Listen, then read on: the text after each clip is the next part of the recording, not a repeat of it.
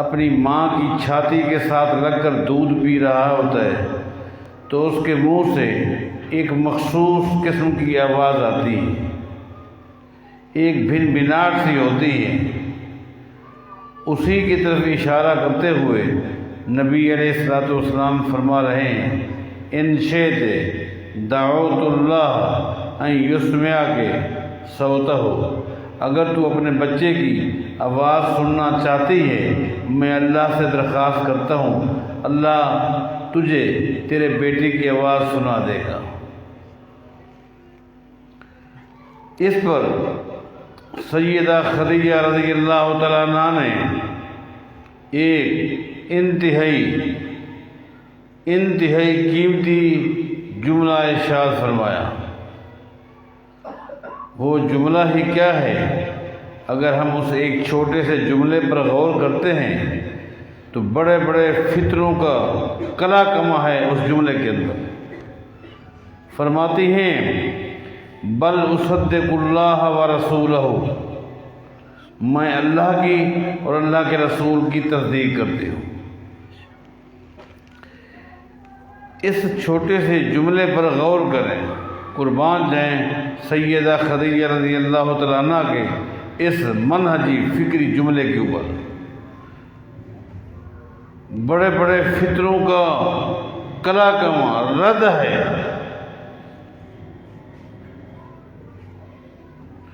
ایک بدترین فتنہ جس نے آج بھی اپنی جڑیں مضبوط کرنا شروع کر دی ہیں، بڑی تیزی کے ساتھ پھیل رہا ہے، اور وہ کیا کہ حدیث اللہ کی وحی نہیں، حدیث پیغمبر کی ذاتی رائے ہے، حدیث پیغمبر کے ذاتی جذبات ہیں، جبکہ شرعی مسئلہ یہ ہے میرے پیغمبر کی حدیث اللہ کی وحی ہے۔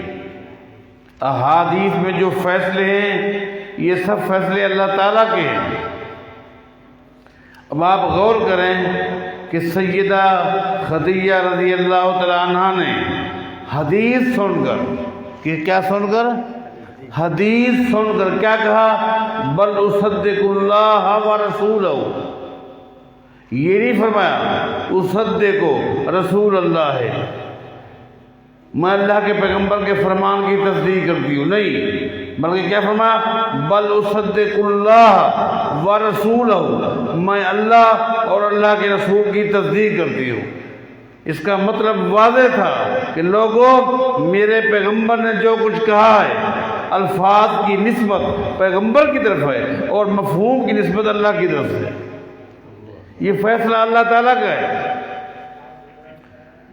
اور یہ تمام صحابہ کی یہی فکر تھی کہ احادیث میں الفاظ نبی علیہ السلام کے ہیں، احکام اللہ تعالیٰ کے۔ آپ دیکھیں بڑا ایک طویل واقعہ ہے، ایک رات جو ترتیب کے لحاظ سے باری سیدہ عائشہ رضی اللہ تعالیٰ عنہ کی تھی۔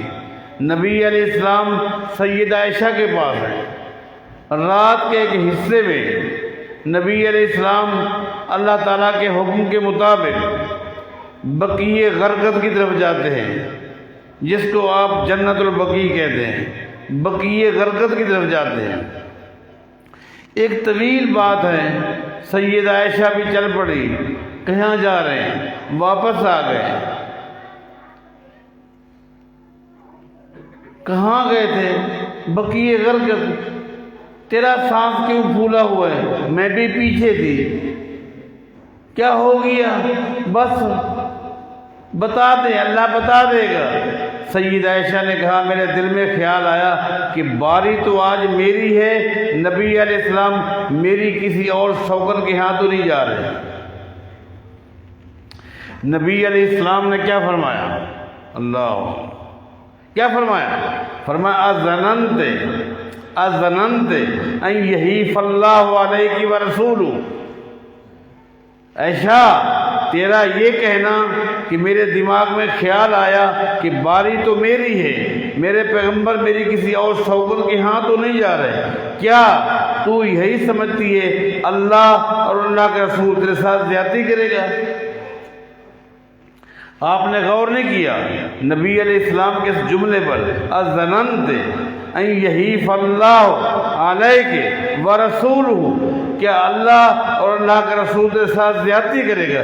اس کا مطلب یہ ہے پیغمبر جو باریاں مقرر کرتے تھے، پیغمبر یہ اشارہ دے رہے ہیں، فرما رہے ہیں یہ باریاں بھی میں اپنی مرضی سے نہیں بلکہ اللہ کی وحی سے کرتا ہوں۔ ایسا کیا اللہ تیرے ساتھ زیادتی کرے گا کہ باری تیری ہو اور اللہ مجھے حکم دے کہ تو حفصہ کے ہاں جا؟ یہ ہو سکتا ہے؟ اللہ تیرے ساتھ زیادتی نہیں کرے گا۔ انس بن مالک رضی اللہ تعالیٰ عنہ جب بصرہ میں چلے گئے تھے نا تو لگاتار ان کے گھر میں بہت ساری فوتگیاں ہو گئیں، بہت سارے بیٹے بیٹیاں پوتے پوتیاں بہت بڑی تعداد میں۔ وہاں تو زید بن ارقم رضی اللہ تعالیٰ عنہ صحابی نے سیدنا انس کو ایک تعزیتی خط لکھا تھا، تعزیتی اظہار افسوس کے لیے۔ خط میں کیا لکھا؟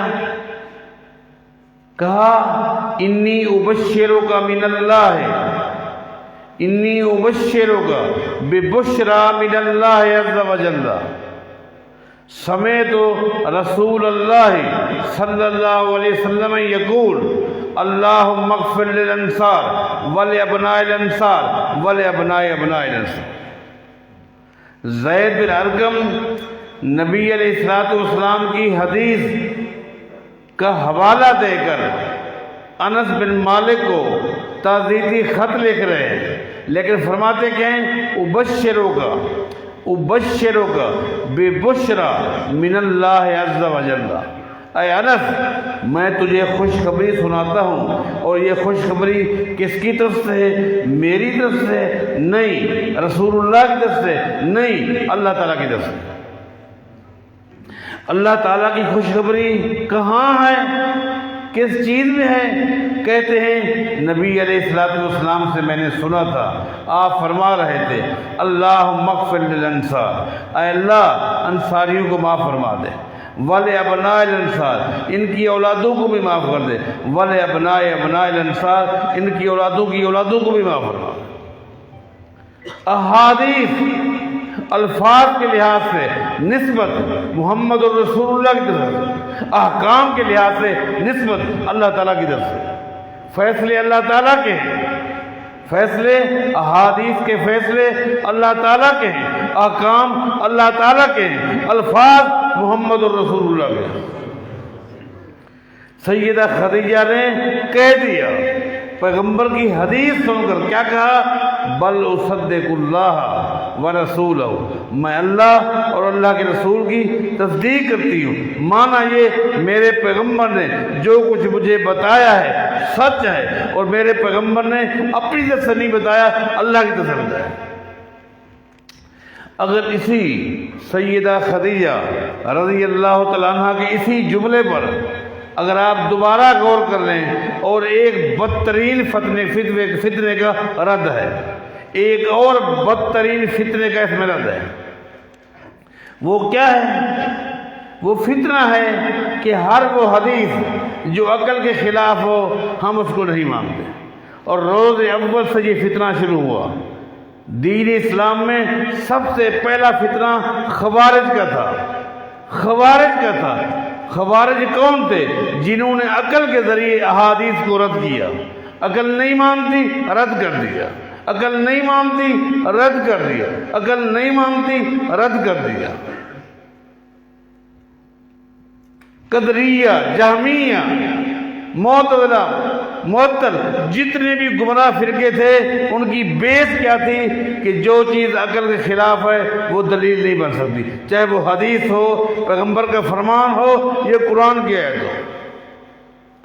سیدہ خدیجہ رضی اللہ تعالیٰ عنہ اس بدترین فتنے کا بھی رد فرما رہی ہیں، یہ کہہ کر میں اللہ اور اللہ کے رسول کی تصدیق کرتی ہوں۔ مانا یہ جو میرے پیغمبر نے بتایا ہے کہ تیرا بیٹا جنت میں دودھ پی رہا ہے، آواز سننا چاہے اللہ سے درخواست کرتا ہوں سنا دے گا۔ یہ باتیں خدیجہ کی عقل نہیں مانتی تھی، عقل نہیں مانتی تھی کہ ایک بچہ جو فوت ہوا وہ جنت میں دہی کا دودھ پی رہے، آواز یہاں بھی آ جائے، عقل نہیں مانتی تھی، لیکن سیدہ خدیجہ کا ایمان مانتا تھا۔ عقل نہیں مانتی نہ مانے، عقل کوئی دلیل ہے، پیغمبر نے فرما دیا بس میرا ایمان ہے۔ اللہ اکبر، یہ بدترین اس دور کے بھی فتنے ہیں، ان کا رد اسی ایک چھوٹے سے جملے میں ہے کہ بل نصدق اللہ ورسولہ۔ تو بات یہ ہے کہ شیخ کا خطاب ہم نے سننا ہے، آیا بھی اس لیے تھا، آپ بھی تشریف لائے ہیں، اس لیے میں اپنے اور شیخ کے درمیان میں حائل نہیں ہوتا، اپنے، کیونکہ میں بھی تو سامعین میں سے ہونا، آپ کے اور شیخ کے درمیان نہیں، میں اپنے اور شیخ کے درمیان بھی حائل نہیں ہوتا۔ شیخ کی تفصیلی گفتگو انشاءاللہ سنتے ہیں۔ اقول قولی ھذا وآخر الحمدللہ رب العالمین۔